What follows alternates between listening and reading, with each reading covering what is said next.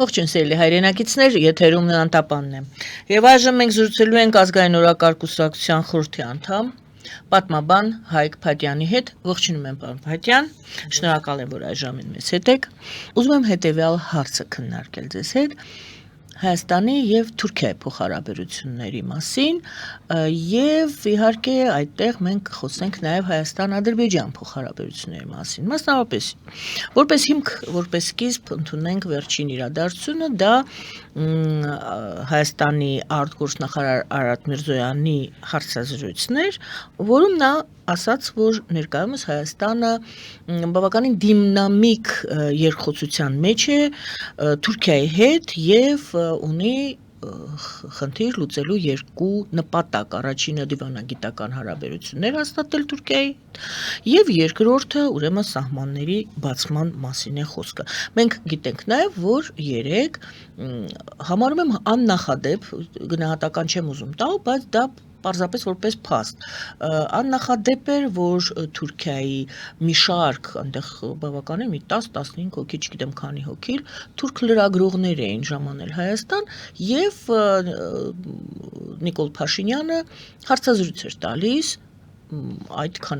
քանակի լրագրողներին, թուրք լրագրողներին։ Ինչ է տեղի ունենում հայ-թուրքական հարաբերություններում ըստ ձեզ, ինչով է պայմանավորված այդ դինամիկ երկխոսությունը։ Շնորհակալ եմ հարցի համար։ Ուրեմն Ադրբեջանի եւ Թուրքիայի հետ առանձին հարաբերություններ հաստատելու այս գործելավոճը, որը բնորոշ է բնականաբար գործող վարչակարգին, նոր չէ։ Այս գործելավոճը միջև այդ որդեգրել էին եւ նախորդ վարչակարգը եւ դրա նախորդող վարչակարգերը, փորձելով ներկայացնել եւ հայ հանրությանը ասել, որ այդ տեսեք, հնարավոր է Ադրբեջանի հետ հարաբերություններից առանձին անկախ հարաբերություններ կարգավորել Թուրքիայի հետ։ Առանց նախապայմանների գնում ենք հարաբերությունները եւ լավացնում ենք հարաբերությունները կամ կարգավորում ենք հարաբերությունները։ Հիմա նույն բանը ըստ էության գոնի խոսքով փորձում է ներկայացնել հայությանը գործող վարչակարգը, բայց մի բան ակնհայտ է, փաստ է, ինչպես դուք ասում եք։ Եվ Թուրքիան, եւ Ադրբեջանը առնվազն Հայաստանի հետ հարաբերություններում երբևէ չեն էլ թաքցրել, որ դրանք կախված են իրար հետ, կապված են օրգանական։ Եվ Թուրքիան մեկ անգամ չէ, որ ասել է Հայաստանի հետ իր հարաբերությունները ուղղակի պրոյեկտվում են, կապված են Ադրբեջանի հետ, այն ժամանակ դեռևս Ղարաբաղյան կոնֆլիկտ իրենք տերմին էին օգտագործում, հիմա ըստ իրենց դա արդեն լուծվել է, եւ հիմա ասում են հայ-ադրբեջանական հարաբերությունների հետ է կապված։ Այսինքն փաստ է, ակնհայտ է, որ եւ Թուրքիան եւ Ադրբեջանը, մասնավորապես հիմա Թուրքիան Հայաստանի հետ հարաբերությունները առանձին չի դիտարկել եւ չի էլ դիտարկում։ Իսկ ինչու են հիմա գնում այդ հարաբերությունների կարգավորումը։ Շատ ակնհայտ, որովհետեւ ցանկացած թուրք-ադրբեջանական կողմի պահանջ, ցանկացած նրանց կողմից առաջ քաշված խնդիր, այսպես ասենք, լուծվում է եւ ըստ նրանց ցանկության, նրանց շահերի է լուծվում։ Ղարաբաղյան կոնֆլիկտը որպես այդպեսին այլևս ըստ իրենց չկա։ Հիմա գրում են խաղաղության կարգավորումներ, սահմանների դելիմիտացիա եւ այլն, որտեղ էլի ամբողջությամբ բավարարվում է ադրբեջանական կողմի պահանջները եւ բնականաբար այս ուղղությամբ Թուրքիայի ցանկացած յուրաքանչյուր պահանջ նույնպես կատարման ընթացքում է եւ արդեն Հայաստանի հետ հարաբերությունների կարգավորման գործընթացը ամբողջությամբ եւ հիմա կարող ենք ասել արդեն եւ կարող ենք ասել դա ընթացքի մեջ էր, հիմա գնում է ավելի այսպես ավարտուն փուլ, գտնվում է թուրքական կողմի վերահսկողության տակ։ Այսինքն այստեղ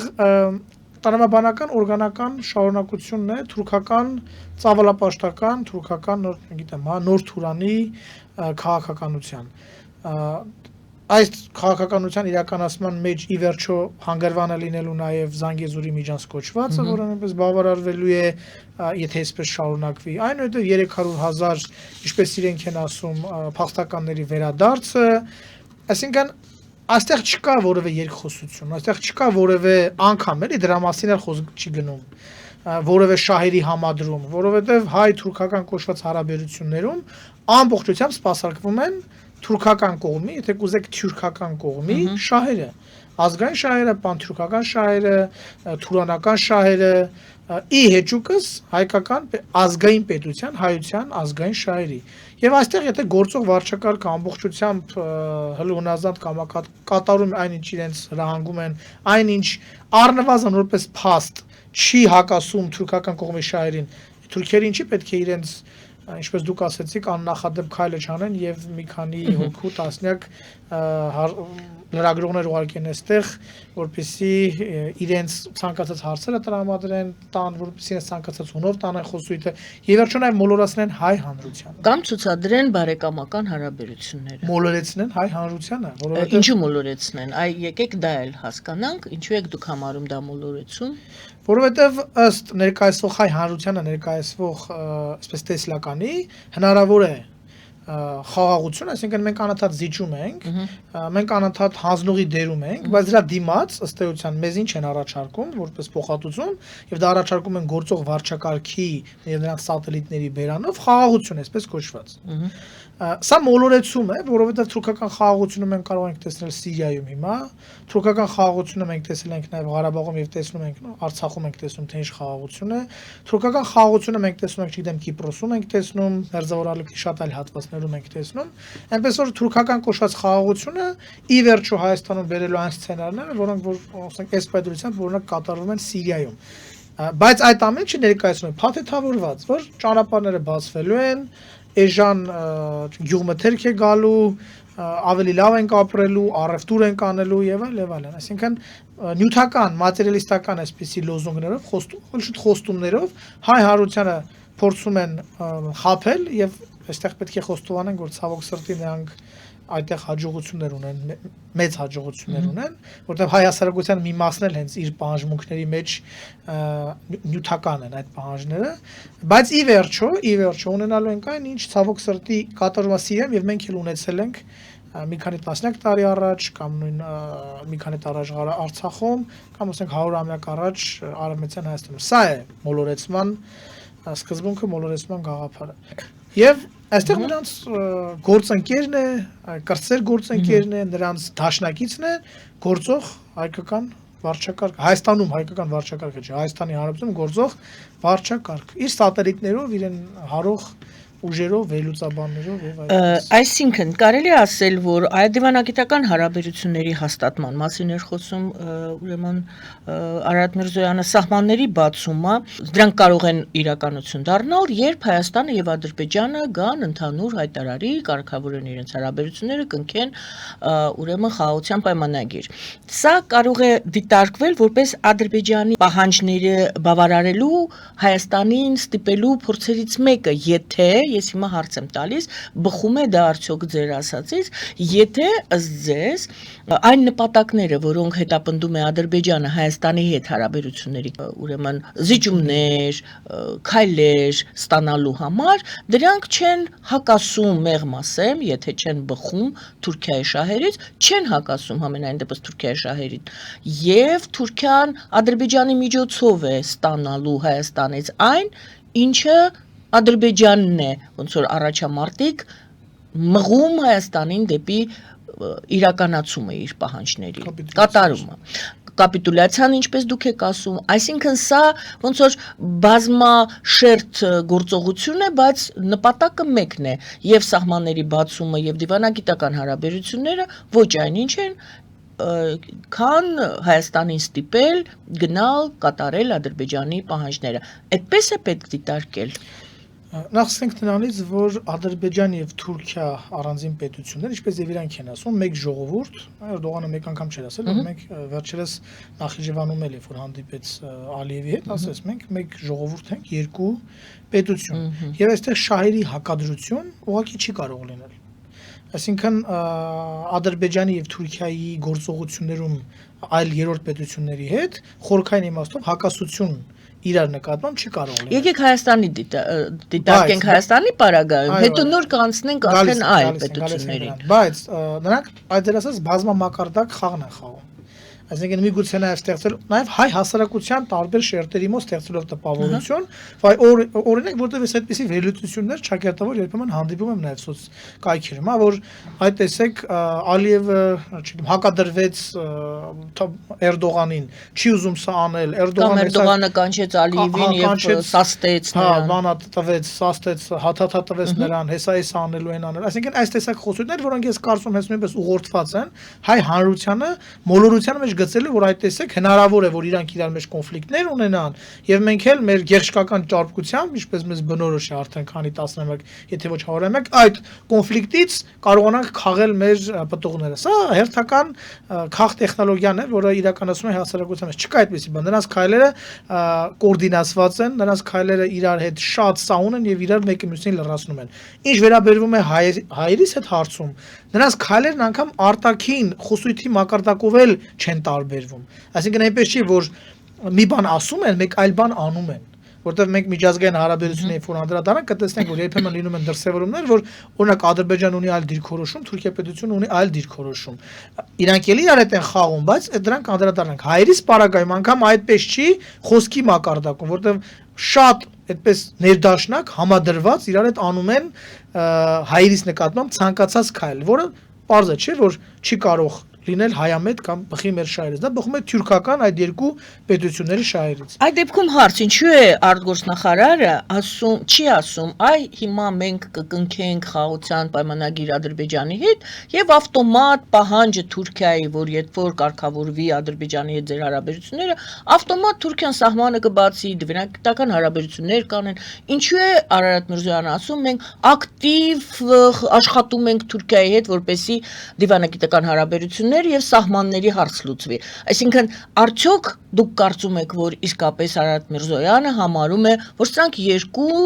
ուղղություններ են, երկու кейս, մենք ասում ենք, երկու գործեր են, հայ-ադրբեջանական հարաբերությունները եւ հայ-թուրքական։ Դուք ներկայացրեցիք, որ ոչ, այդպես չէ։ Հիմա իմ հարցն է, արդյոք Արարատ Միրզոյանը կարծում է, որ այդպես է, առանձին գործեր են եւ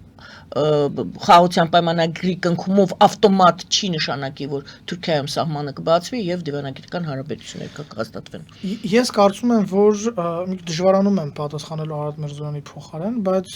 ելնելով նրանց գործելավոճից, ընդ որում իջև նաեւ իշխանության գալը, եւ նաեւ արդեն իշխանության ընթացքում ես կարծում եմ, որ նրանք իսկապես կարծում են, որ հնարավոր է իրենք այնքան ճարպկություն ունեն,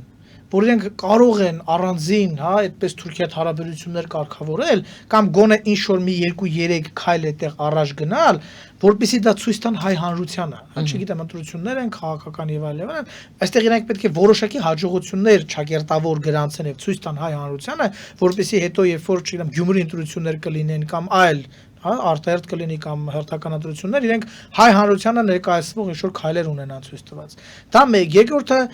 որպես եթե նրանք ասեն, այ գիտեք ինչ, դա կախված է Ադրբեջանի հետ խաղաղության պայմանագրի կնքումից, օրինակ այդ ճակերտավոր, պետք է ընդունեն, որ իրանք միջև այս հարցում էլ են սխալվել, որ անհնար է Թուրքիայի հետ առանձին հարաբերությունների կարգավորում առանց Ադրբեջանի։ Այսինքն պետք է ստեղ ասեն, որ այ մեր մոտեցումը, որը մենք ունեցել ենք միջև հիմա, դա կրկին սխալ է, անհնար է Թուրքիայի հետ գնալ հարաբերությունների կարգավորման առանց Ադրբեջանի հետ հարաբերությունների կարգավորմանը։ Եվ երրորդը, որ իմ կարծիքով ամենակարևորն է, ես այստեղ նորից իմ համոզմունքն է, ես կարծում եմ, որ Արարատ Միրզոյանը եւ այնտեղ շատ շատերը գրեթե վստահ են, որ Ադրբեջանի հետ որևէ խաղաղության պայմանագիր չի կնքվելու։ Ինչու՞, որովհետեւ Ադրբեջանը դա չի ուզում։ Այսինքն պրոյեկտել Թուրքիա հետ խաղաղության, Թուրքիա հետ հարաբերությունների կարգավորումը, Ադրբեջանի հետ վերջնական հարաբերությունների կարգավորմանը, դա նշանակում է նայել մտցնել փակուղի, որտեղ ի վերջո Ադրբեջանը մեկը պահանջի մյուսի հետևից, մյուսին չի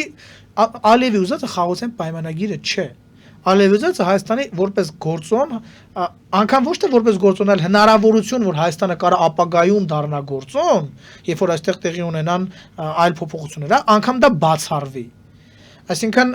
ինչ խաղաղության պայմանագրի մասին է, ինչ փոխշահավետ ինչ որ սկզբունքների մասին է, անգամ այս 29743 կիլոմետր այս փոքրիկ ոչ կենսունակ տարածքում Ալիևը դրան համաձայն չէ։ Եվ եթե տեսնեք ամբողջ զարգացումը այս հարաբերությունների,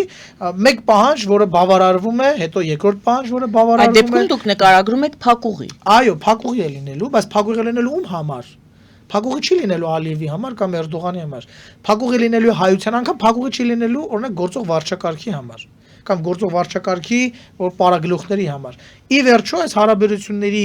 ճակերտը որ ասած ամենօրյա զարգացումը տանում է հայկական պոտենցիալի նվազմանը, ոչնչացմանը, որ երբ որ մենք ուզենանք, հա, չուզենանք, մենք որ ստեղծենք մեր ազգային պետությունը, այդ ժամանակ բախվելու ենք այսօրվա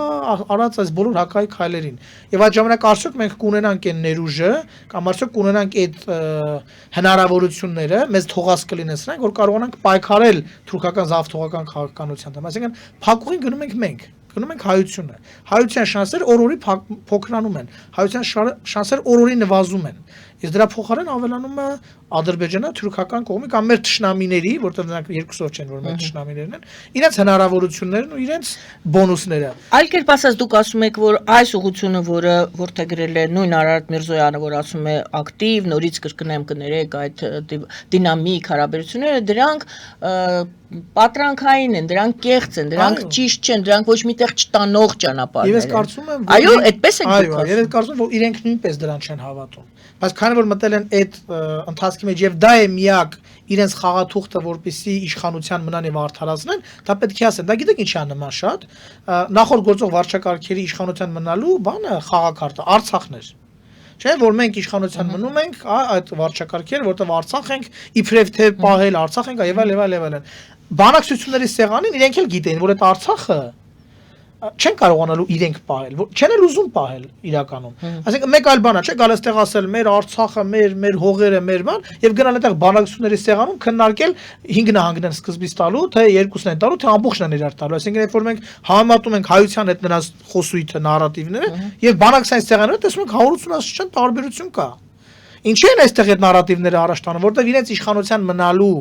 ի սկզբանե իշխանության գալու, իշխանության մնալու, այսպես խաղակարտը խոստումը հայության։ Այսինքն հիմքը խաբեությունն է։ Այո, նույնն էլ հիմա իրանցն է, այս վարչակարգին։ Ուղղակի սրանցը ոչ թե Արցախն է, այլ խաղաղություն կոչվածն է, որտեղ 21 թվականի այդ ընտրություններին նրանք եկան խաղաղությունով, նրանք եկան այլ պատեր, հիմա էլ են, չէ՞, շարունակում։ Հիմա չեն կանոնալ ասեն, գիտեք ինչ, չէ, հայ ժողովուրդ կամ հայեր։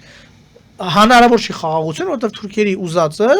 նկատում եմ եւ Ադրբեջանը եւ Թուրքիա։ Մեր վերջնական ոչնչացումն է։ Չափազանցեցնում եք, պարոն Փաթյան, դուք։ Չափազանցեցնում եք։ Բացարձակ, որևէ չափազանցություն այստեղ չկա։ Բացարձակ, այս մարդիկ ուղակի ես հանում եմ Նիկոլ Փաշինյանին անձապես, որտեղ ինքը գաղափարական, ինքը հայկական հարցի փակման կողմնակիցն է։ Ինքը գաղափարապես հավատում է դրան։ Ես չգիտեմ նրա կողմնակի, օրինակ Արարատ Միրզոյանը կամ մյուսները գաղափարապես դրան հավատում են թե չէ, բայց քանի որ այս իրավիճակում զբաղեցնում են պաշտոններ, կրկնում են այն խոսույթը, որը որ Նիկոլ Փաշինյանին է։ Չեմ չքմեղացնում մյուսներին։ Պարզապես չեմ կարող միանշանակ ասել, որ նրանք այն տեսակ հակահայ, հայկական հարցի փակման, հայկական գործոնի ոչնչացման գաղափարական մարտիկն են, այն աստիճանի, ինչքան Փաշինյան Նիկոլը։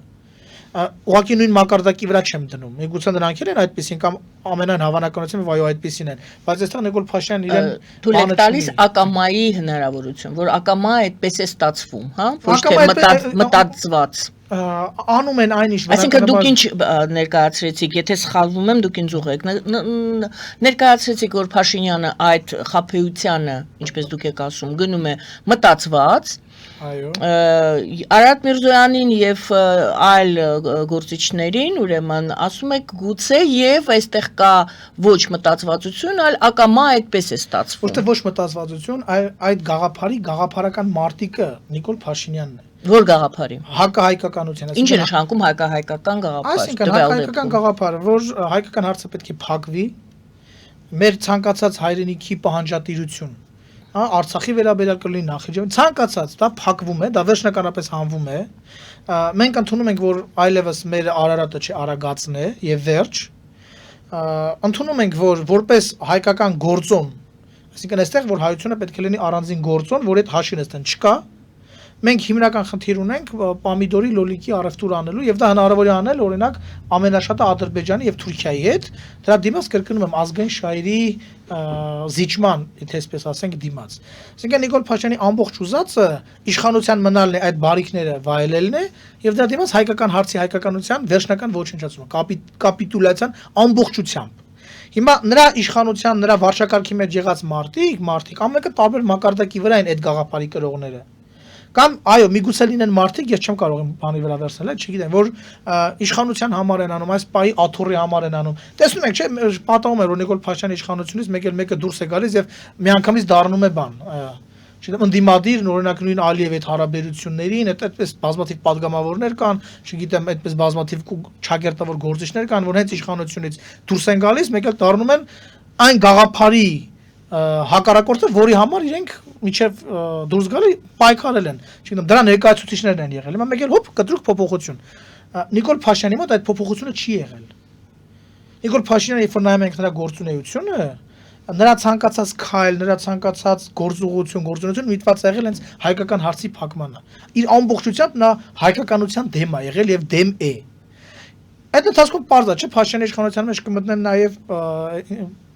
այդպես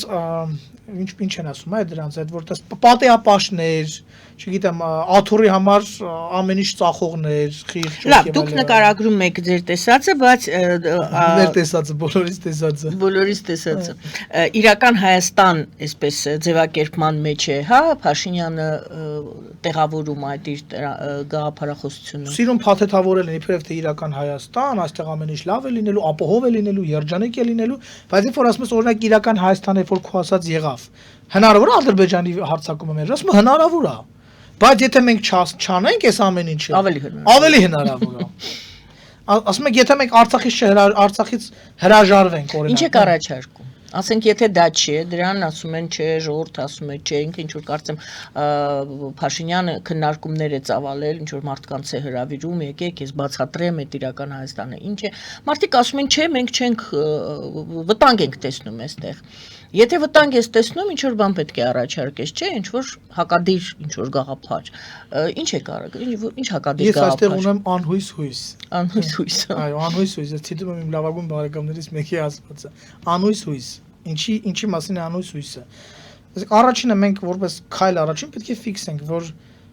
թուրքական կողմը Ադրբեջան եւ Թուրքիա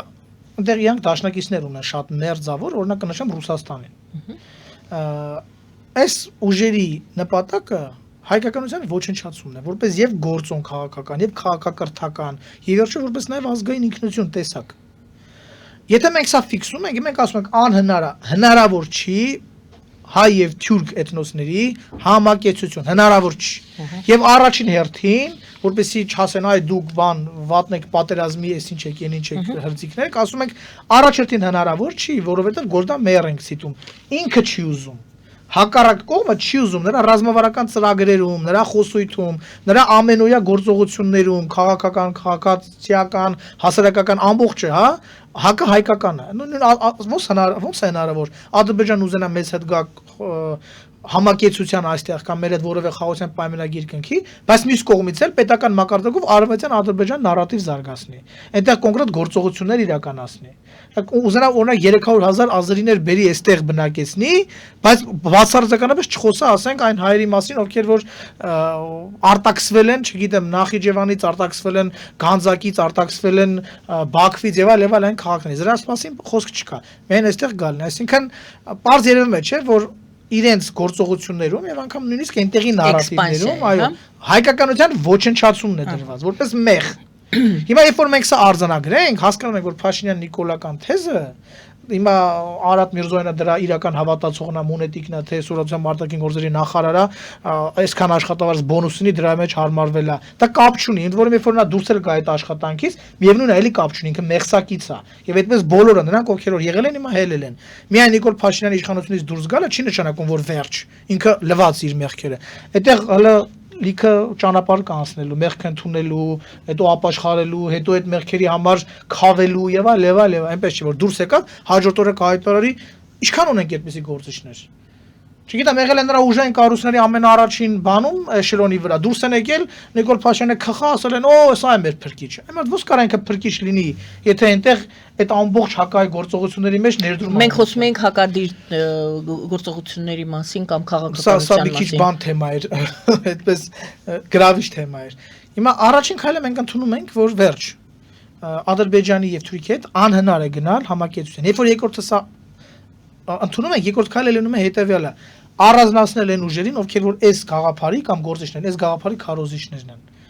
Հարց, այս գաղափարի քարոզիչները միամիտ են անում, թե միտումնավոր են անում։ Իսկ միգուցե հենց նրանք ազդեցության գործակալներն են։ Եկեք մի քիչ հետ գանք, հա, ասում եք անհնար է Ադրբեջանի եւ Թուրքիայի հետ, ինչ ասեցիք, Այո, համակեցություն ապահովել այստեղ։ Համակեցություն։ Համակեցություն նկատի ունեմ ներդաշնակ, որովհետև Եթե հնարավոր չէ, ապա ինչ է դրա դիմաց գալիս։ Դրա դիմաց գալիս է պայքարը։ Պայքարը ո՞րն է։ Պատերազմ, դու պատերազմ ես հայտարարում։ Պատերազմը միայն չի նշանակում գնում է զուտ գործողությունների ռազմի դաշտ։ Օրինակ Ադրբեջանը մեր դեմ միջև օրս էլ պատերազմի մեջ է։ Չի ավարտվել պատերազմը, 90-ականներից էլ չէր ավարտվել։ Նա մեր դեմ պատերազմի մեջ է։ Մենք նրա դեմ։ Մենք նույնպես նրա դեմ այդպես պետք է ընդունենք։ Եվ պարտադիր չի որ մտնենք ռազմի դաշտ, բայց մենք պաշտպանվում ենք առնվազն գործում։ Ոչ, մենք այս Այսինքն ոչ միայն մենք պատերազմի մեջ չենք Ադրբեջանի հետ, նաև չենք էլ պաշտպանվում։ Այո, իսկ ինչի՞ չենք պաշտպանվում։ Ես գնում եմ իմ առաջին նախորդ խոսքին, որովհետև մեզ համոզում են, որ մեզ չեն ուզում ոչնչացնել, որը մյուս կողմից տրամադրված են մեր հետ համագործակցելու, դե Արցախն են ուզում, եկեք Արցախը տանք, Արցախի դիմաց կստանանք երաշխավորված այդ ցերասած խաղացումը։ Այսինքն դուք ասում եք այդ հակադիր բառը, որ ես փնտրում եմ հակադիր գործողությունները, դա գոնե պաշտպանությունն եք դուք համարում։ Իհարկե։ Եվ պաշտպանությունը ոչ միայն բանակի մակարդակով, որ բանակը պատերազմի, իրական մեծ պատերազմի կամ ռազմական գործողություն, դա տակ փուլն է, մի օջախն է, մի հատվածն է, բայց պատերազմը գնում է մեդիա դաշտում։ Ձեզ կպատասխանեն բանակը վերազինվում է, բանակը համալրվում է նոր, ուրեմն ռազմական տեխնիկայով եւ չգիտեմ զենքերով, զենք զինամթերք եւ այլն։ Եթե մենք անդրադառնանք բանակին, անկեղծ ասած բանակի այն թեման է, որի վերաբերյալ ես փորձում եմ մի քիչ ավելի զուս լինել, այո։ Անկախ ամենից չնայած իմ ինֆորմացիա չի։ Բանակը, մի խոսքով դուք ինչ եք պատասխանում, բանակը վերազինումը դա պաշտպանության քայլերից մեկը չէ։ Այո, բանակի պաշտպանություն, բանակի վերազինումը, բանակի ըստ նոր խնդիրների համապատասխան վերազինումը։ Էլ ինչպես կարելի է պաշտպանությունը բանակին անդրադառնալ, հնարավորինս բանակի թեման փակենք ու անցնենք հաջորդներին։ Դե դուք ասացիք զգուշ եք, համար ես թեման փակում եմ։ Հնարավորինս զգուշ։ Բայց եթե դու քո ճշնամական կողմին, որը քեզ ուզում է ոչնչացնի, առաջարկում ես միմյանց զենքի, միմյանց բանակի նկատմամբ հաստատել վերահսկողություն, ես չեմ հասկանում առնվազն սա ինչի է միտքը։ Դրանք կարող են դեկլարատիվ բնույթ ունենալ այդպիսի հայտարարությունները։ Իսկ եթե դեկլարատիվ օրինակ ադրբեջանական կողմից դրան համաձայնություն լինի, հայկական կողմի նկատմամբ ամբողջությամբ վերահսկողություն հաստատվի։ Դուք էլ իրենց բայց այստեղ եղողները դա կարող են անել, կամ դա կարան անեն, կամ դա կուզենան անեն։ Արդյոք սա հայությանը նորից խաբելու միտում չի։ Եվ այդ բանակը վերազինում ենք, վերակազմավորում ենք, էլի սուտ չի։ Էլի սուտ չի, որտեղ բանակը վերակազմողը վերազինողը նման առաջարկ իրեն ոչնչացնել ցանկանող թշնամուն չի անի։ Բայց այստեղ պետք է գնանք նորից սկիզբ եւ ասենք, որ նրանք այդպես չեն առնվազն ընդունում եւ այդպես չեն ներկայացնում հայությանը։ Խափում են, մոլորեցնում են։ Հաջորդ մեկ այլ ոլորտ տեսնենք, ոլորտ կրթությունը։ Կրթական հիմա օրինակ մեր ծրագրերում է վերափոխվող ազգային տեսակը ավելի շատ պահպանող, զարգացնող, արդիականացնող նարատիվներ են դրվում, չգիտեմ ծրագրեր են դրվում, թե հակառակը։ Կամ օրինակ լրատվական դաշտում, մեդիա դաշտում օրինակ։ Հիմա որ մենք նայենք, հատուկ են հանած, հատուկ են որում նույնտապանում չեմ ուզում այդպես բան լինի, այլ ձև ընդունվի իմ ասածը, որ չգիտեմ շողոքորթանք եւ այլն ուղիղ ասեմ, դրա համար ասում բացառապես առանձին մի քանի լրատվականների հանած, կարող եք վերցնել մյուս լրատվականներին եւ այնտեղ զարգացվող նարատիվներն ու խոսույթները մի հատ վերլուծենք։ Սրանք հայկական են թե հակահայկական են։ Սրանք միտված են հայկական պետության հզորացմանը, թե օրինակ թշնամական նարատիվներ են զարգացնում։ Թշնամական թուրքական, ադրբեջանական, ռուսական բազմակարծությունը այլ բան է, թշնամու նարատիվները առաջ տանելը այլ բան է։ Թշնամու նարատիվներ են առաջ տարվում։ Այսինքն մեր հազարամյա ազգային ինքնագիտակցության, մեր էթնիկական պատկանելիության տեսակի բազաները հիմքերը մեխանիզմը ինչպես եք տեսնում վերահսկողություն լրատվական հոսքերի ոչ հայկականության հայկական կոչված ինչ սկզբունքներով ինչ որ կրիտերիաներ պետք է լինեն չէ այդ կրիտերիաները մշակել են այո միանշանակ առաջին օրենք ինչ է հայկականություն մտավորականներ ունենք որոնք բացի միմյանց ծեծելուց եւ հայոյելուց բացի նա կարող են նաեւ մի հատ հայկականության բանը տալ ինչ է հայկականություն հայկականությունը բնորոշ է սա եւ այո ցանկացած բան որը հայկականության դեմ է պետք է այո լինի քրեորեն խիստ պատժելի թե չէ մեր իրականությունում այնպիսի այսօր իրավիճակ է որ ցանկացած քայլ հայկականության դեմ ոչ միայն անպատիժ է անպատժելի այլև շահութաբեր է Ոչ միայն անպատիժ է գրում, այլև շահութաբեր։ Օրինակ Ռուսաստանին ասել է, Ռուսաստանին կպնելը, ռուսականության կպնելը ավելի վտանգավոր է Հայաստանում, կարող չգիտեմ, օրինակ շենքի տակ ծեծ են, օրինակ եմ ասում։ Քան հայկականությանը կպնել, այսինքն ինչ հնարավոր է հայկականությանը կարող ենք ասել։ Կարանք օրինակ 200 ԱՄՆ դոլարով, չգիտեմ, ինչ-որ ինֆորմացիաներ վաճառենք։ Ու դրա համար ոչ մի բան չունենանք։ Կամ բոլորը մեղադրվեն դավաճանության մեջ, բոլորը մեղադրեն ինֆորմացիա տալու մեջ, քրեական գործեր հարուցվեն, հետո բաց թողնվեն եւ այլն։ Մարդկանց մոտ այնպեսի տպավորություն է, իրականում հենց այդպես էլ կա, որ հայկականության դեմ գործելը ամենա անշար, այսպես ասենք, ամենա այդպես անվտանգ եւ էլ մի կողմից էլ նաեւ շահութաբեր գործ է։ Այլ կերպ ասած, այսպես է ստացվում է, որ Հայաստանի վրա կատարվում է գրող, պատերազմ է բազմամակարդակ եւ երկու տարբերակ կա՝ հակագրող եւ պաշտպանություն։ Առաջինը պաշտպանություն, երկրորդը հակագրող։ Այո, ես երրորդ տարբերակն եմ ասում, որը երկուսն իրար հետ անեն առում։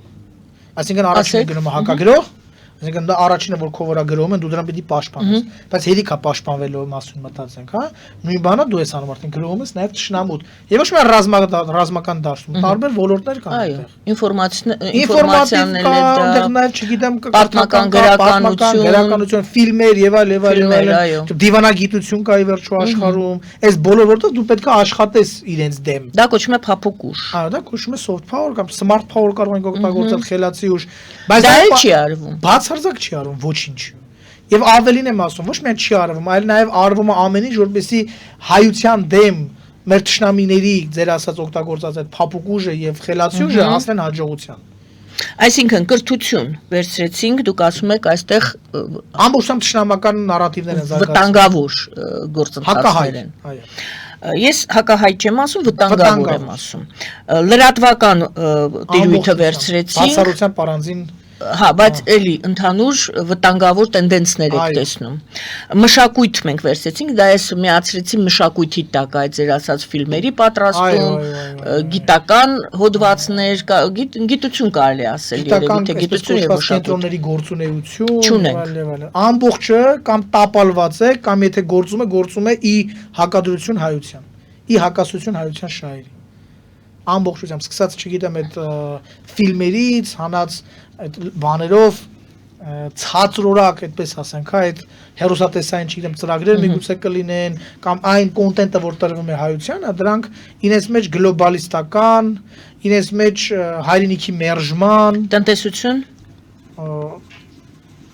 այդտեղ մենք տեսնում ենք, որ պետությունը ուժեղ կայուն պետություն ենք։ Ես այդպես գլոբալ բաներ դիմագրավող գլոբալ բաներ պետք է ասեմ վտանգներին ավելի մանր երևի տնտեսագետները կասեն օրինակ Թուրքիայի հետ ճանապարհը բացել ցանկացող քիչ թե շատ adekvat մարդ տեսնում է այդտեղից եկող գրեթե օգուտը, հա գրեթե անկառավարելի վտանգը հա վտանգը հակառակ եք վերցնում վտանգը ասենք միայն խոսում են որ լոլիկը էժան կլինի լավ ասենք լոլիկը էժան եղավ որտեղ թուրքական պետությունը ինչ որ մի ժամանակ Հայաստան ներկրող իր թուրք գործարարների համար բան անի, հա, կոմպենսացնի, օրինակ, եւ այստեղ լոլիկը վաճառվի 50 դրամ։ Տեղական ապրանքը բնականաբար ինչ է լինելու։ Մի տարի, երկու տարի հետո տեղական արտադրությունը ոչինչ չեն կարողանալու այդ մրցակցությունը տիրանալ, դիմանալ, որտեղ այնտեղ թուրքական պետությունն է կանգնած, սա շատ բարձ մեխանիզմ եմ ասում տնտեսության։ Դա արդեն հայկական տեսակները չկան։ Պատկերացրեք դուրս է գալիս նաև այլ տեղից եկած բաները, այլ ընտրանքները ներկրման, որտեղ օրինակ ասենք Չինաստանը կարող է չֆինանսավորի Հայաստան եկող իր ապրանքների որոշակի արժեք, որպեսզի էժան լինի։ Հայաստանը վերցնելու մտադրություն գուցե այդպես ինչքան ունի Թուրքիան չունենա։ Այսինքն տեղական արտադրությունը ոչինչ անում է, այլ ընտրանքների դեմը փակվում է, եւ ամբողջ Հայաստանի տնտեսությունն ասում է թշնամուն։ Հիմա եթե այդ մարդիկ ովքեր որ էսան միտված քայլեր են անում, հիմա իրանք ում շահերն են պաշտպանում տնտեսության մեջ։ Հայկական։ Պատասխան առավել ակնհայտ է։ Կամ բանի ոչնչացում են, չէ՞, ասում տնտեսական այդ օլիգարխիա ոչնչացում եւ այլն։ Նայեք, ստեղծվել էր այնպես իրավիճակ մինչև 2018 թվականը, այսպես ասենք, հա, երբ որ Հայաստանում կային մեծ շատ հարուստներ, օլիգարխներ, ինչպես իրենք են ասում, եւ կային շատ այդպես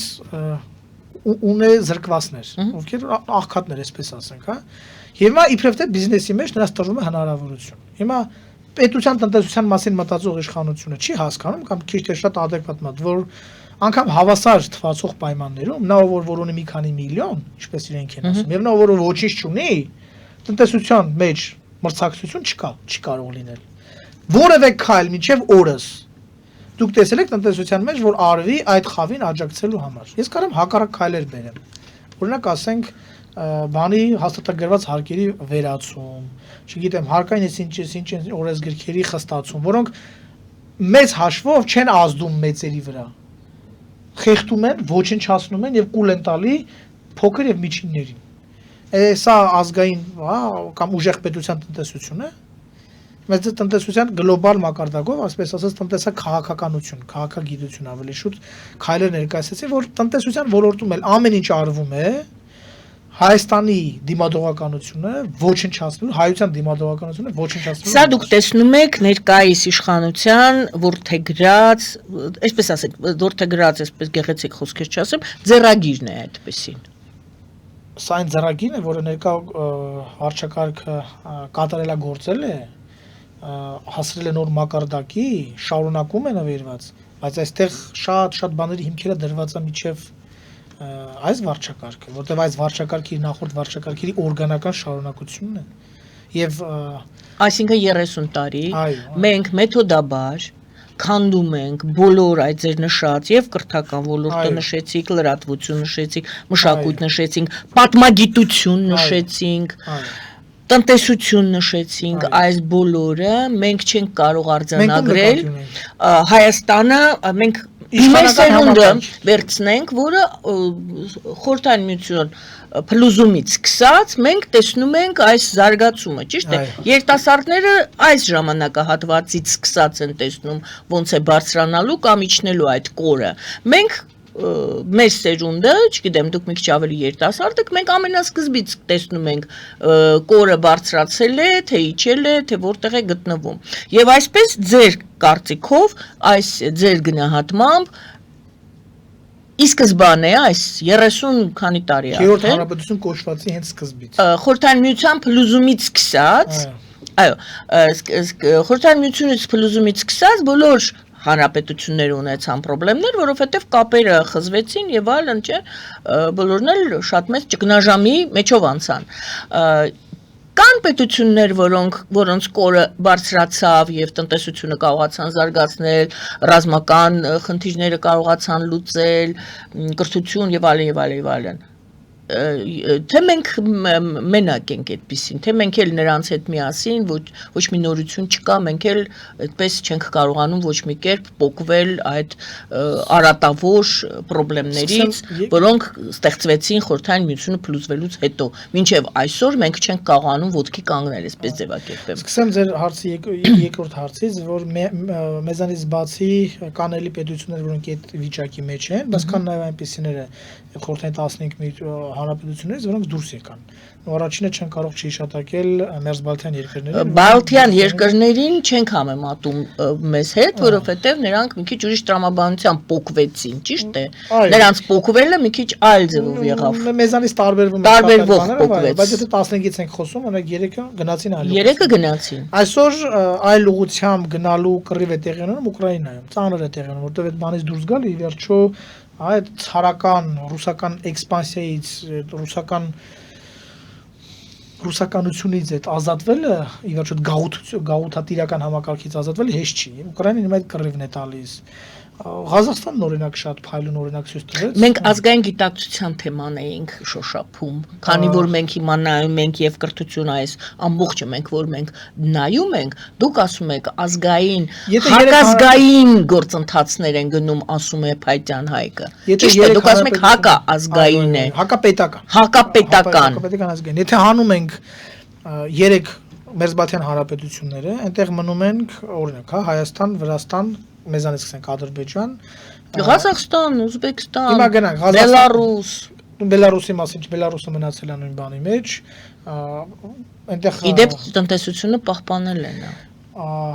Լավ, Բելարուսը առանձին կխոսենք։ Եթե մենք խոսում ենք տնտեսական այդ համակարգերի մասին, դա ուրիշ բան է։ Եթե խոսում ենք ազգայինի ինքնագիտակցության մասին կամ ազգայինի մասին, դա մի փոքր այլ բան է։ Դա համար Բելարուսը ընդհանրապես չեմ հաշվում այդ համատեքստում։ Այլ օրինակ ուկրաինացիները մոտ այդ ազգայինի, այսօր ուկրաինացիներն ինչ են ասում, իրենք ասում են, որ իրական ռուսներն իրենք են։ որ այսօրվա Ռուսաստանը դա ոսկե հորդայի շարունակությունն է եւ ես համաձայն եմ դրա հետ։ Այսինքն ռուսների ուկրաինացիների մոտ զարթնել է այդ ազգային ինքնագիտակցությունը, որ Կիևյան Ռուսիայի հիմքը ռուսականության սկիզբը իրենք են։ Եվ դրա համար տեսեք ինչ ծանր պայքարով են գնում։ Բելարուսիայում այդպիսի բան անգամ մոտիկ էլ չկա։ Եթե գալիս ենք կրկնում եմ, հա, հարավային Կովկաս, ապա այդպիսի բան ամենաշատ այսօր որ ես տեսնում, դա Ադրբեջան կոչված պետությունն է, որը ոչ միայն սովետական միության միջոցով ձևավորվեց որպես պետություն, հա, սովետական միությունը եւ Թուրքիան իրար ձևավորեցին։ Նույնիսկ միջև այդ այդպիսի ինքնություն էլ չկար, ադրբեջանցի անունն էլ իրենց տվեցին։ Բայց հիմա չեմ ուզում թշնամու գովերգություն ստացվի, բայց այն որ փաստերը պետք է դիտարկեն եւ առերեսենք իրականության հետ։ Այսօրվա դրությամբ Ադրբեջան կոչված պետությունում ավելի շատ է գնում իրենց ճակերտավոր ազգայինի, դե տեսեք ինչ դրան ուղղված քայլեր է կատարվում։ Եվ BBC-ն են փակում եւ այլն են փակում ազատության լրատվականին են նեղություն տալ այդ ամեն ինչը ճիշտ է ունի բռնապետական նաեւ Ալիևի իշխանության բնորոշ բռնապետական հակումներ բայց այս ամեն ինչի համատեքստում արտաքին թշնամու կերպար ստեղծելուն էլ զուգընթաց իրենք փորձում են Հեյդար Ալիևից իհարկե դա սկսվեց ստեղծել ինչ-որ ազգային ինքնագիտակցություն կամ ազգություն էթնոս անունը դնելով ադրբեջանցի դրան փորձելով տալ ինչ-որ որոշակի հատկանիշներ Հիմա ոնց են տալիս, բռնապետական մեթոդներով են տալիս, չգիտեմ, կոռուպցիոն մեթոդներով են տալիս, այդտեղ բոլորը այնտեղ կա, բոլորը ներկա են։ Բայց արդյունք երբ որ տեսնում ես, ապա հասկանում ես, որ այստեղ ստեղծվում է, փորձում է ստեղծվել գործընթաց է գնում մի միավորի ստեղծման, որը ունենալու է իրան բնորոշ հատկանիշներ, բնութագրեր։ Մենք որ ասում ենք 5, 7, 8, 10,000 բանավեճ ենք, չէ՞ գրում, քանի տարվա ինքնություն ունենք։ Մենք հակառակն ենք գնում, այդ ինքնությունը ոչնչացման ճանապարհով են գնում։ Պետք չէ մոռանալ, որ միջինասիական երկրները սովետական միությունում ստեղծվել են հենց այդ ժամանակ։ Այսինքն մինչև սովետական միության ձևավորվելը չի եղել Ղազախստան, չի եղել, չգիտեմ, Թուրքմենստան, Ղրղызստան, դրանք բոլորը սովետական միության ստեղծած պետություններն են եղել։ Եվ անգամ իրենք հիմա այդ ազգային ինքնագիտակցության ստեղծման տեսակի ստեղծման գործընթացում են եւ այդտեղ մեծ հաջողություններ են գրացում մասնավորապես Ղազախները անգամ այն վիճակի ասել որ կարողանան արտաքին բալաստանավորված որոշակի քաղաքականություն վարեն Չինաստանի, Ռուսաստանի հետ բայց փորձում են ստեղծել իրենց համարելով արդեն Չինգիզ խանի հետնորդներ այդ տեսեք ուր են իրենց բաները տանում որ իրենք Չինգիզ խանի հետ հզոր հորդայի կամ Չինգիզ խանի մոնղոլների հետնորդներ են ինքնություն են տալիս նույնը միջինասիական մյուս երկրներն ավելի փոքր բանով մասշտաբներով ես առիթ եմ ունեցել վերջերս Չինաստանում միջինասիական երկրների ներկայացուցիչների հետ հանդիպելու եւ նրանց հետ այդ ազգային ինքնագիտակցությունը երևում է որ լեզվից ընդվորում լեզվից է սկսում է երևալ իրենց նախնիներին են հիշատակում հիմա իրենց ազգային լեզուներով լավ գալիս ենք այստեղ այսինքն ամենավատ վիճակում դին գային ավարտելով ամենավատ վիճակում փաստացիորեն իրականում ես այդպես եմ տեսնում գտնվում ենք մենք Ոչ միայն, ես ուզում եմ ընդգծել, ոչ միայն տնտեսական, ինքնաբերաբար, որը խորհրդային միությունը փլուզվելուց հետո բոլորը անցան այդ դժվարությունների միջով, մենք ազգային գիտակցության այդ դրա վրա ենք կորուստները մեր այդ ուղղությամբ են։ Եվ դրանով է պայմանավորված։ Եթե Ադրբեջանը ազգաստեղծ ինչ որ գործողություններ է անում, մենք քանդում ենք։ Եվ քանդել ենք հենց այդ մենք խոսեցինք, չես քանդել ենք սկզբից թե չէ։ Ես պատմության, իրականության եւ ճշմարտության դեմ մեղանչած կլինեմ, եթե ասեմ, որ խզմի փլուզման առաջին տարիներին հակառակ տենդենսներ չեն նշмарվել գոնե, այսինքն ազգապահպանման, ազգի տեսակի զարգացման, հա, այսինքն ազգային զարթոնք կար։ Եվ վերջո հենց այդ ամեն ինչի արդյունքում էր, որ հայությունը կարողացավ նման անհավատալի իրավիճակում տնտեսական փլուզման, այդ տեսեք ձեր ասացի, հա, այսպես հավելումը, տնտեսական փլուզում, երկրաշարժ, պատերազմ եւ այլն։ Մարդիկ գալիս էին Հայաստան, չէ, այլ երկրներից եւ ասում են անհավանական է։ Երբ որ նայում ենք այստեղ ինչ իրավիճակ է, որևէ տրամաբանական գործոն չի խոսում, որ հայերը պետք է հաղթեն։ Բայց հենց այստեղ խոսեց այդ ազգային ինքնագիտակցության զարթոնքի նշույլները, որ մենք այդ տարիներին ես չեմ տեսել ցավոք սրտի, դուք տեսել եք, դուք դա ապրել եք, վերապրել եք, այո դա նշмарվել է սկզբի ժամանակ եւ հենց այդ նշույլների, հենց այդ սկզբնական այդ բողբոժների հաշվին հայությունը տարավ փառահեղ, փայլուն, շատերի համար զարմանալի հաղթանակ։ Բայց այ երբ որ ժամանակը պետք է գար որպեսզի այդ բողբոժները հասնեին, հա, ծլեին, ծաղկեին եւ ձևավորվեր հայկական համակարգը, այդ ներսի պայքարում մենք, եթե կուզեք դուք, բայց ես էլ ինձ հետ եմ ասում, պարտվեցինք, որովհետեւ ներսում հակա պետական, հակաազգային ուժերը ի վերջո կարողացան հաղթել որպեսի չլինի այս ազգային զարթոնքը չտա իր պտուղները, դրա համար սկսվեց պառակտման։ Իսկ դրանք ունեն արտաքին շահառուներ։ Դա ունի արտաքին շահառու եւ հիմա մենք գտնվում ենք ըստ Փայտյանի ես ձեր տրամաբանությունն եմ շարունակում պարզապես հա ձեր շղթան եմ ուզում կար ազգային զարթոնք որը շատ կարող էր վախեցնել արտաքին ուժերին դրա համար ներ ինչպես ասած ներմուծվեց տարբեր ուղղություններ տարբեր գաղափարներ տարբեր իրարամերժ շատ զգայուն հարցերի շուրջ շատ տարբեր ուրեմն ազդակներ որոնք բերեցին պառակտման որպեսզի թեզեր այո այդ ամենը որը այսօր մենք ապրում ենք այդ իրականության մեջ եւ այստեղ կարող է փրկել նորից վերադարձը դեպի ընդհանուր նպատակի երևի թե որը կբերի ազգային զարթոնք նորից հետ կգանք դեպի ազգային զարթոնք որպեսի այդ նպատակը կարողանանք իրականացնել այսինքն այդ շղթան մենք կարող ենք միայն վերադառնալով այդ կետին նորից զրոյից սկսել հա երևի թե բայց այստեղ երբ որ մենք sense խոսում ենք ինքը շատ այդպես հեշտ է ստացվում երբ որ մենք ուզում ենք հասկանալ օրինակ հա եւ միասին փորձենք հասկանալ եւ երբ որ օրինակ մի քանի այդպես մտածողներ նստում ենք սեղանի շուրջ առաջի հարցը որ գալիս է հետեւյալն է ինչի շուրջ պետք է համախմբվենք երբ որ այդտեղ արդեն գալիս է նաև չէ հայկական հայերից մեջ բնորոշ այդ էգոցենտրիզմը այսպես ասենք հա եւ դրա լուծումներ իրականում տվել են էլի մեր արժանի նախնիներն ու արժանի նախորդները եւ դրան մասամբ անդրադարձը առաջին մենք պետք է հասկանանք օրինակ ինչ է հայկականությունը մենք ուզում ենք մնալ հայ օրինակ մենք ուզում ենք մնալ հայ թե ոչ ըստ այսօրվա գործող վարչակարգի պարտադիր չի մնանք հայ Պարտադիր չի մնանք հայ, պահպանենք մեր ակունքները, մեր պատմություններ կարանք փոխենք, վերափոխենք, մեր պատմական հայրենիքի սահմաններն էլ ստացումը կարանք վերափոխենք, մեր ինքնության բազաներն էլ կարանք վերափոխենք։ Ես չգիտեմ այդ դեպքում մենք ինչ ենք լինելու, անունը ինչա լինելու, բայց էլ հայ, որպես հայ, այդպես ինչ ենք լինելու։ Ուրիշ ինչ-որ միավոր կար առաջանա, անունը ինչ ուզում են դնեն, բայց դա լինելու է իմ համար առնվազն այդպես մերկանտիլիստական, այդպես գեդոնիստական արժեքներով առաջնորդվող նյութապաշտ, որտեղ հաց այնտեղ կացի սկզբունքում ինչ-որ մի հատ խումբ, որի անունը ինչ ուզում եք դրեք, մենակ հայ մի դրեք։ Որտեղ հայ այդպեսին չի եղել հազարամյակներից եւ միջև օրս։ Հիմա մենք ուզում ենք որպես հայ մնալ, թե ոչ։ Եկեք ժամանակը փոքրիկ ավարտել, եթե մենք ուզում ենք մնալ հայ, պետք է տանք հայի չափորոշիչներ, հայնով է։ Կամ ազգային ենք ուզում ասենք Հայաստանը։ Հայաստանը ո՞րն է։ Ասենք Հայաստանի օրինակ ունի ֆիզիկական տարածք, թե չունի։ Երկու տարբերակ եմ առաջարկում։ Միշտ ասում են դեմ վատ է, պետք է ինչ-որ բան հանուն ինչի անել, դա դրականն է, դա բացական է, բայց մենք տեսնում ենք շատ օրինակներ, որ ինչ-որ բանի դեմ, ընդհանուր թշնամու դեմ համախմբումը եւս համախմբում է։ Օրինակ հիմա նայենք, տեսնենք Վրաստանը ինչ է անում, նա դեմ է, ճիշտ է, հանուն ինչ որ բանի եւ դեմ ինչ որ բանի այժմ մենք կարող ենք ձևակերպել այսպես հայկականությանը վտանգ սպառնացող թշնամու դեմ կամ հայկականությանը հանուն հայկականության պահպանման եւ հայկականությունը ցանս չեմ ուզում ոչնչացնել այլ սպառնացող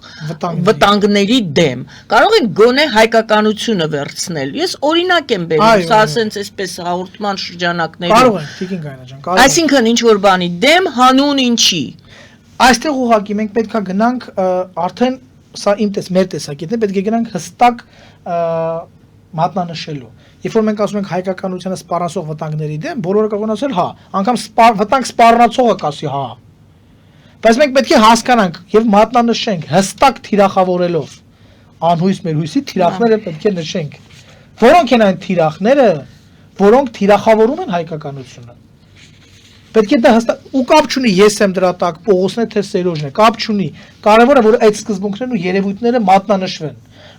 Պարզ օրինակ եմ բերում այսօր օրինակ նորից նախկին ներկա այդ բանն են դիսկուրսն են բերել էլ չգիտեմ քաչալշուն էլ գող ավազակ եւ այլն անգամ նախկին ընդդիմության մեջ են իրար սկսել այդպեսի արդեն բաներ ասել բայց երբ որ sense ուզում ես հասկանալ ասես լավ հələ մի րոպե հասկանանք ինչի շուրջ եք վիճում օրինակ ասում եք Հայաստան եւ այլն կարող եք ասել Ըստ ձեզ Հայաստանը ո՞րն է։ Ըստ ձեզ դու ասում ես նա դավաճանա, դու ասում ես նա ծախել այն ասում ես դու ես այնպես լավ։ Այն մի կողմ դնենք։ Ըստ ձեզ Հայաստանը ո՞րն է։ Մա մեկն ասում է 29743, դու ինչքան ես ասում։ Ես ասում եմ դու էլ ես նույնը ասում։ Դու ինչ ես ասում։ Ասում եմ դու էլ ես նույնը ասում։ Երբ որ գնում ենք ազգային արժեքներից, ասում ենք հայ ինչպեսին պետք է լինի, օրինակ պետք է հայ առաջինը գնա, չգիտեմ, իր հայրենիքի պաշտպանությանը։ Ասում եմ որ դու ասում ես չէ։ Այն մեկն էլ է ոնց որ թե դրան հակված չի։ Այսինքն այն կենցաղայիների մեջ այն երկրորդական, երրորդական, չգիտեմ, վիրավորանքներից այնքան որ տեսնում եք, հասկանում ենք հայկականությանը վերաբերող լրջագույն թեմաներում դուք միակարծիք եք։ Այսինքն կարելի արձանագրել, որ այնպես են խճճել, այ մենք խոսեցինք ազգային զարթոնք եւ դրա դեմ աշխատած ուրեմն ուժերի հասած նվաճումը հաղթանակը այնքան է, որ խճճել են ամեն ինչը։ Եվ հիմա պատկերացրեք սովորական հայ մարդը նստած տուն է, այդպես շատ բաներ ինքը իր աշխատանքն է անում, ասենք, չգիտեմ, ինչ որ մի կոշկակար է օրինակ, ինքը կոշկակարը մյուս փայլուն է։ Բայց մարդը նստում է ուզում հասկանալ ինչա կատարում է վերջը ու ինչեր է ինքը ստանում։ Օրվա մեջ եթե մի ժամ ինքը հեռախոսը վերցնի փորձի լսել, ինձ կլսի, մյուսին կլսի, մյուսին կլսի եւ այդ ինֆորմացիաների տարոսի մեջ այս մարդը կասի մեկ կծիկի մեջ է ամեն ինչը փաթաթվել, մենք խնդիր ունենք ծայրերը դուրս բերելու եւ ամեն մի ծայրը առանձին այսպես դա լրջագույն խնդիր է։ Մեծագույն խնդիր է, որ այս պայմաններում բայց խնդիրը դնելը գոնե առաջին քայլն է։ Ես դա որպես իմ եւ մեր արջև դրած առաջին խնդիրը ասում եմ եւ ձեր տաղավարում ձեր միջոցով ինձ տրված հնարավորության սահմաններում այն հաղորդումների որ ես վարում եմ ես փորձում եմ այդ ամեն ինչ անել եւ ես նաեւ ասել եմ որ հիմա պետք է այս սկզբունքների մասին զրուցեմ արդեն թե